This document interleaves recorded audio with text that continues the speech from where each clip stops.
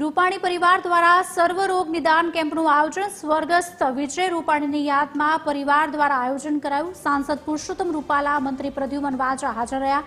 સ્વર્ગસ્થ વિજય રૂપાણીના પુત્રી રાધિકા રૂપાણીએ લોકોનો આભાર માન્યો। પિતાને અઢળક પ્રેમ આપવા બદલ નાગરિકોનો આભાર માન્યો। વીજપોલ અંગે કોંગ્રેસની રેલીને લઈને પુરુષોત્તમ રૂપાલાનું નિવેદન। રાજ્યના કૃષિ મંત્રી સાથે આ વિશે વિગતો પર ચર્ચા કરી। મુખ્યમંત્રી ભૂપેન્દ્ર પટેલ પણ તમામ બાબતોથી માહિતગાર। તેવું પણ કહ્યું, સરકાર ખેડૂતોને નુકસાન ન થાય તે પ્રકારની નીતિ બનાવવા જઈ રહી છે। પુરુષોત્તમ રૂપાલાનું નિવેદન। રાજ્ય સરકાર મેં કાલે કૃષિ મંત્રી શ્રી સાથે આ વિષયની વિગતવાર ચર્ચા પણ કરી છે। માનનીય મુખ્યમંત્રીશ્રીના ધ્યાન ઉપર પણ આ વિષય છે જ।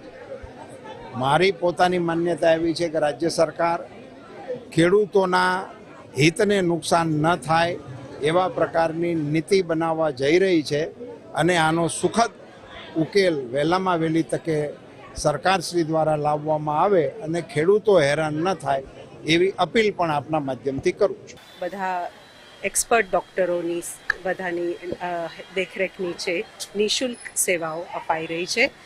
આપ જોઈ શકો છો કે કેટલા લોકો